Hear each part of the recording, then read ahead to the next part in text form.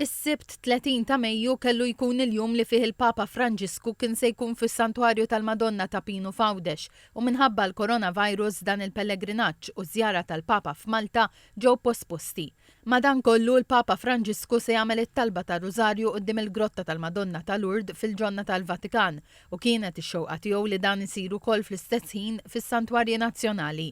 Il-Papa għamel sejħa biex jingħati ir-Rużarju bħala talba biex il-Madonna tinterċedi għad-dinja din l-imxija minħabba li f'dak il-jum u fl-istess ħinijiet il-Papa Franġisku kellu jkun fis-Santwarju Ta Pinu, l-istess Santwarju ġie mistieden flimkien mas-Santwarji Marjani ewlenin oħra mad-dinja kollha biex jieħu sehem f'dan ir-Rużarju.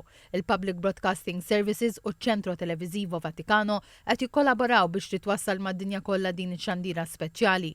F'Malta din se tixxandar fuq TVM 2 fil-5:30 ta' wara nofsinhar.